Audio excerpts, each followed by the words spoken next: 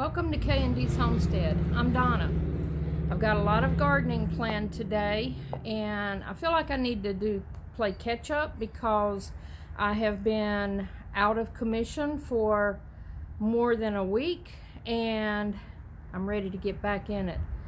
I've got lots of work to do in the garden. I've been working on my strawberry planters.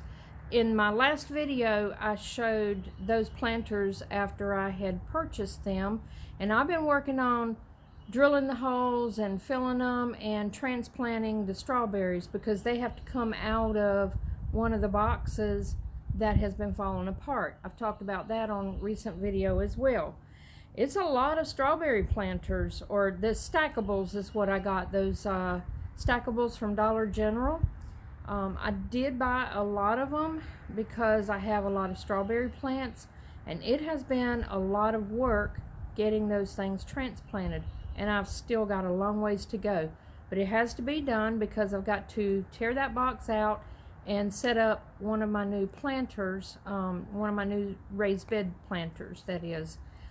I have only gotten one bed assembled and almost full of soil, and that's again because I lost a lot of time being sick, but I'm going to see how much work I can get done today, and I would love it if you would come along with me and see what I've gotten accomplished. I'm really liking those strawberry stackables, and I'm anxious to show those and share those with you. So if you want to, come along with me and we'll see what we can get done today. But first, I've got to get my garden hat. I've got to find where I put it, because as I'm getting older, I'm noticing that the sun is not real friendly to my scalp, and so I've got to have that hat on before I go out in the sun. So we'll get started in just a minute. Let me start with showing what I got last week for Easter. This beautiful plant right here, and this one.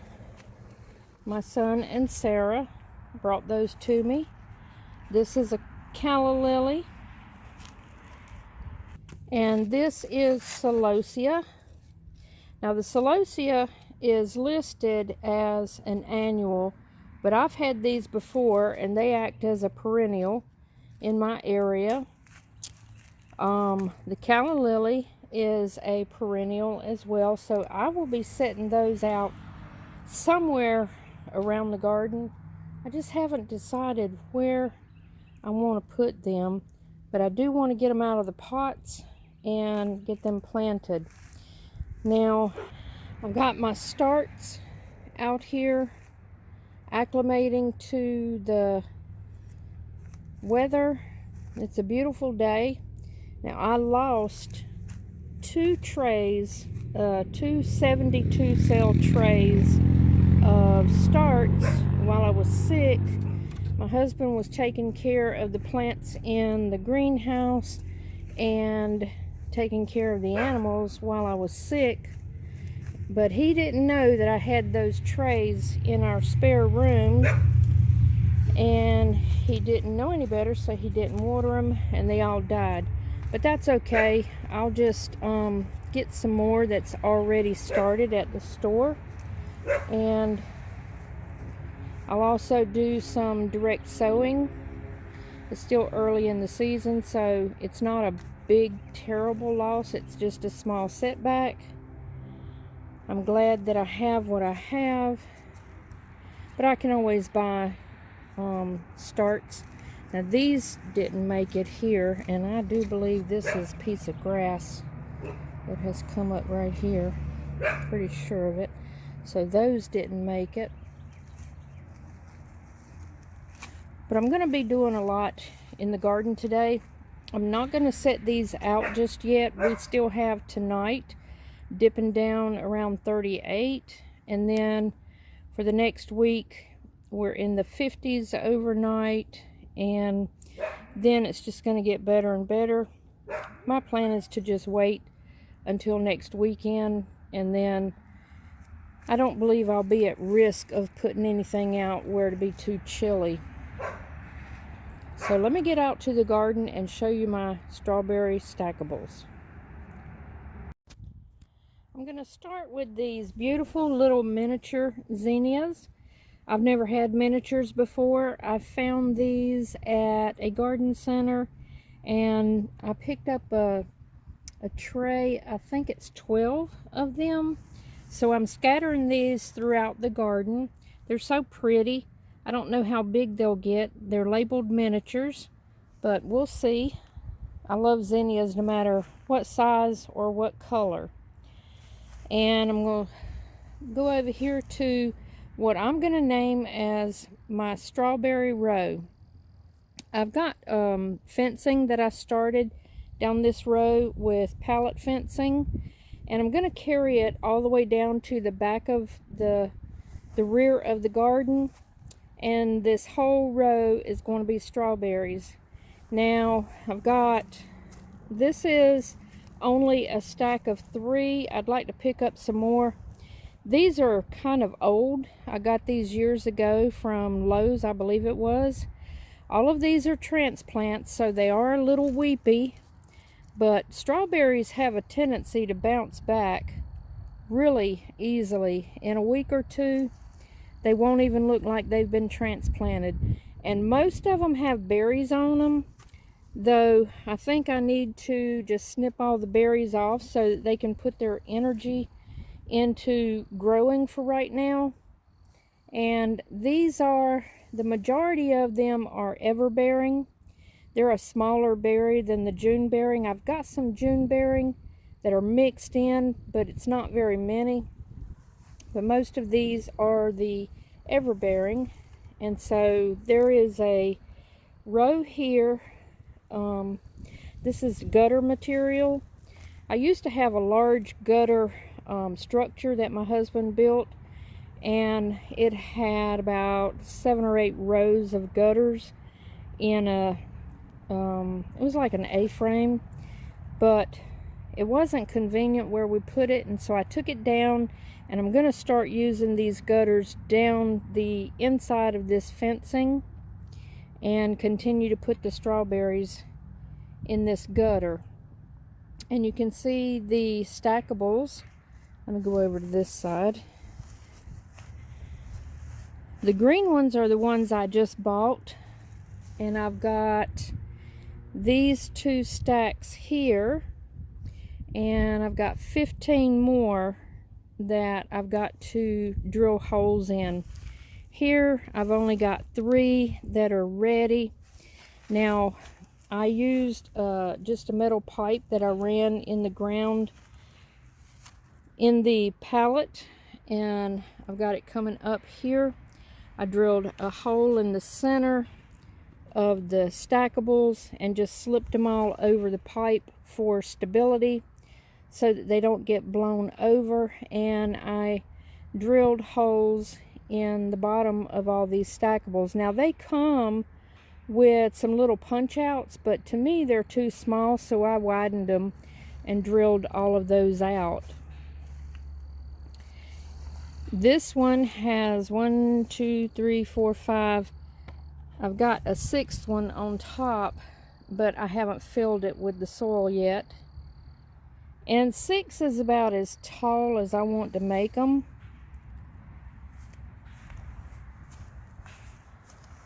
All but the top one is filled with strawberries. And I've got strawberries in these containers here that are on top of the fence. I've got about 6 more of these planters, and I'm going to use those as well, and they're going to go down the rest of the way, and more stackables down here. I cannot put up the rest of my pallet fence down this row because I've got to get in and tear these other wooden boxes out, and I need to be able to get in there with the tractor, so it's going to be a little while before I put the rest of the fencing, but it's going to go all the way down to the end. And this fence row, pallet fencing, is going to be nothing but strawberries. This is what I've done to all of these.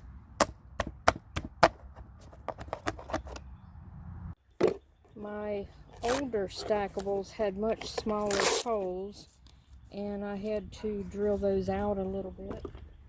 And then I'm going to use a step bit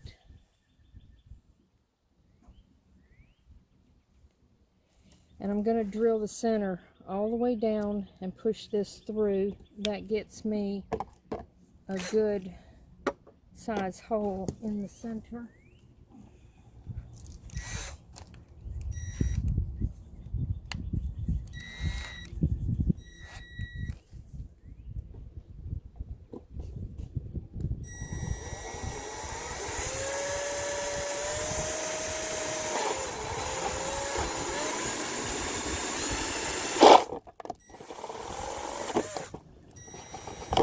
Sounds terrible going through.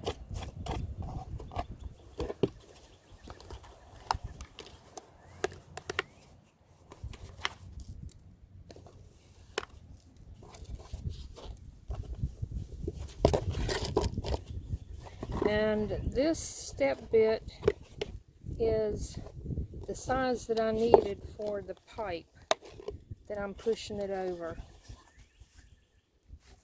I will say this, these things will dry out super fast because they're shallow, and so watering more often is necessary. This is one of the green ones I did, and it has that hole, and it just slips over the hole. Trying to do this one-handed, and sits down tight like that. This gray one is the one I just did.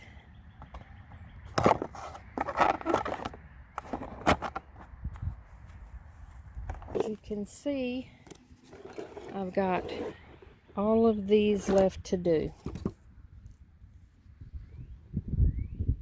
On my last video, I showed, it was a shopping day where I went and bought plants, and I bought 2 pots of these red, they're red peachy colored roses. It was just 2 small pots, and each pot looked like it had 1 rose. When I took them apart, it turned out there was 4, so I paid for 2, but I got 4. There's 3 temporarily right here until I can get more large pots to plant them in, and I have a 4th one over here.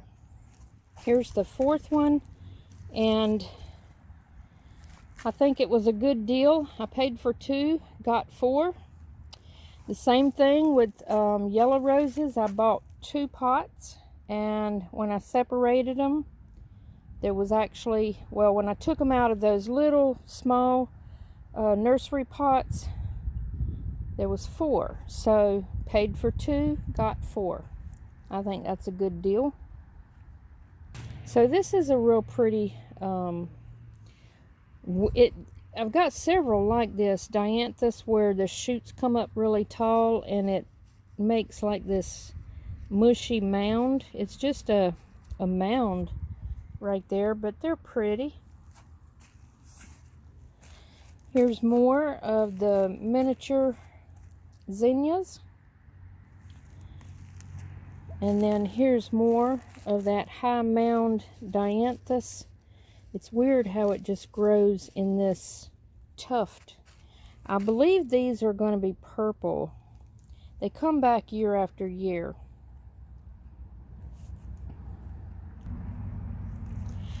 This is my black olive tree, and I'm getting a lot of new little buds on this.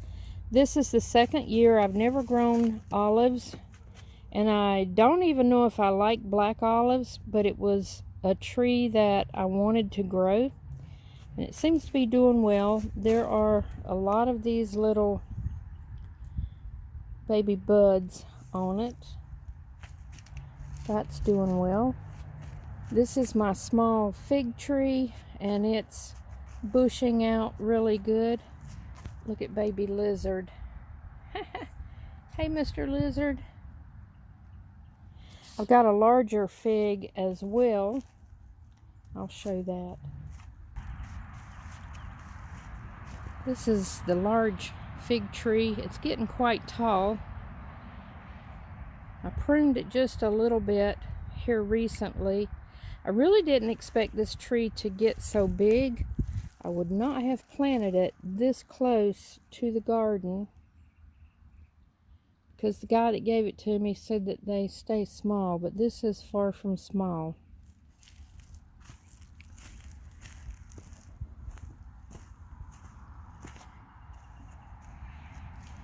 Here's my rose bush. This was a new planting last year. It was a small rose bush, and it's white. This is the second bloom on this tree, this bush. The second bloom, and the first one has already blown off. It blooms, when it first comes out, it looks yellow, but it ends up being white. But this has really put on a lot of growth since last year, and I've got a lot of new buds on it. Where's that bud? There's a bud. Here's a bud. There's new buds everywhere. If they all came out and bloomed at the same time, it would be gorgeous. But I don't know. Sometimes things like to just do one at a time. This is one of the pink dianthus that I bought and showed on that last video. They smell so good. They're very perfumey and they're pretty. I have a second one over here.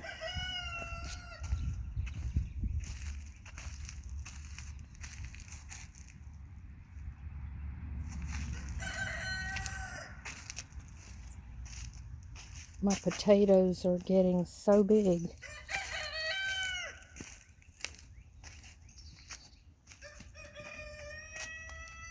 They're doing really good. Seem to be healthy.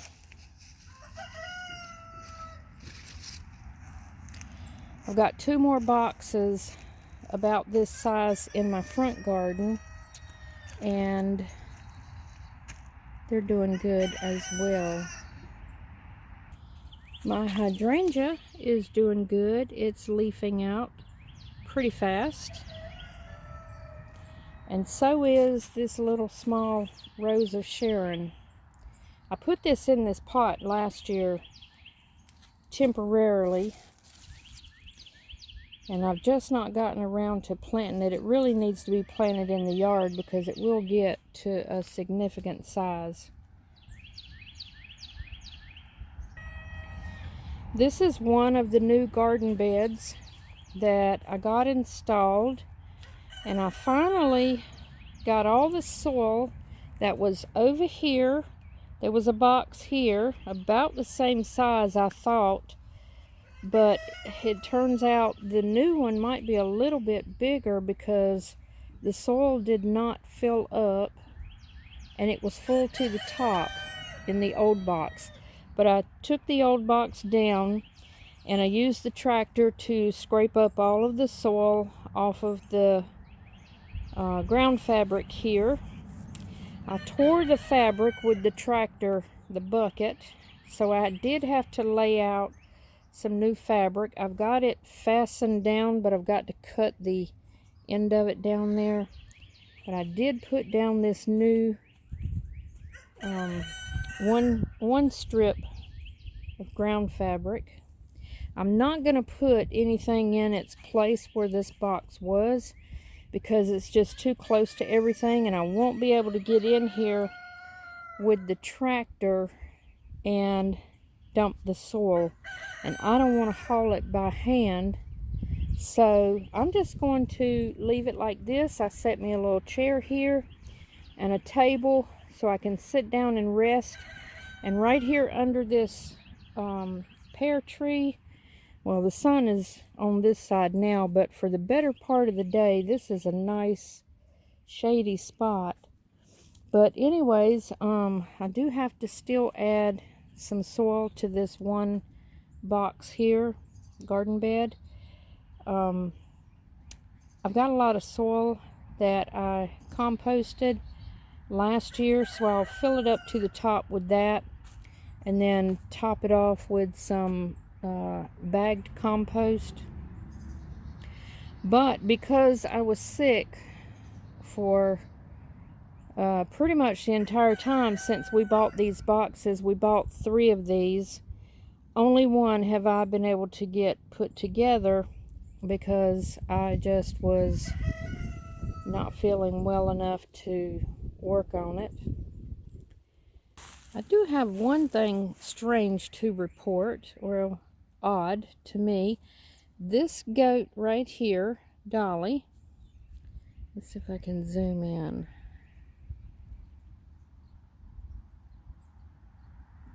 A couple of weeks ago, she started developing udders, and they started filling up with milk. And she has not been with a buck. We don't have a buck, but she started getting bigger and bigger and bigger. And so we had the vet come out last week and check her out. Turns out she is having a false pregnancy. Well, it's called precocious udder, which is a hormonal thing. Her body thinks that she is pregnant, so she has been making milk. And the vet milked her. She got a lot of colostrum, real creamy. She called it beautiful colostrum. And there was nothing chunky or dirty or bloody about it. And she was bagging up. I don't know if you can tell from this distance. She's a long ways from where I'm at. So anyways, Dolly was bagging up, filling up with milk, and the vet milked her and checked the milk and said it was good milk and that it was a lot of it. But we wanted to dry her up. If we milk her, which she said we could, and we could use the milk, but if we milked her, then that would make her body produce more and more and more, and we don't want her going through that, not having kids on her to help milk her out and use up that milk, because I'm not sure that with the schedule that I've got right now that I have time to do that, and it needs to be a steady thing. So I felt like that was kind of cruel to do to her, so with no kids on her. So we had the vet give us some medicine that is drying her up. But it's basically just a hormonal thing that most of the time is not a big deal. It could turn into an infection if she's not milked out. It could turn into mastitis, but the vet didn't seem to think that any of that was going to happen. So she's on medication to dry her up and a very mild dose of antibiotic to prevent any infection.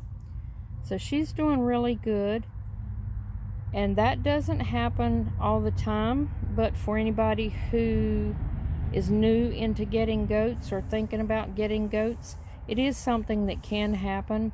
It's the equivalent basically of a false pregnancy. I'm looking at her now.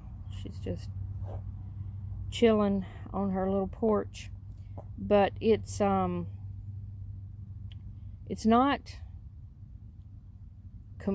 completely a rare thing, but it's not super common either. But when it does happen,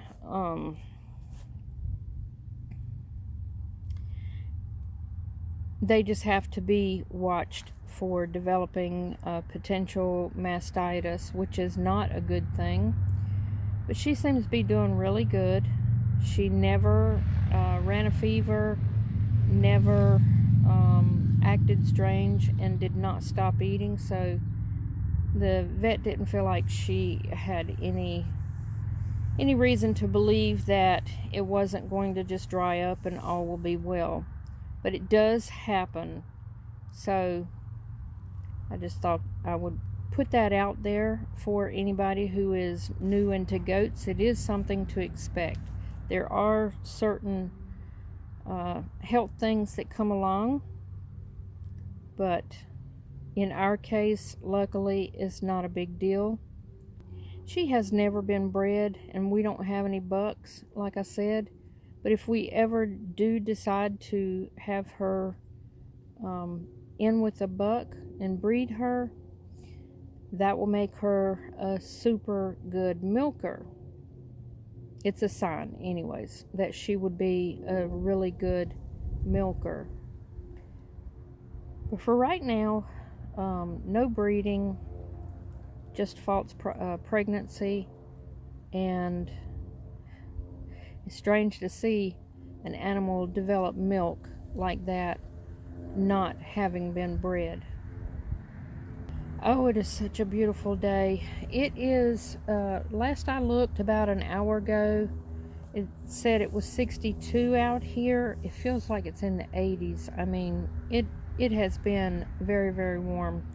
It's beautiful. I'm going to continue to get some garden work done.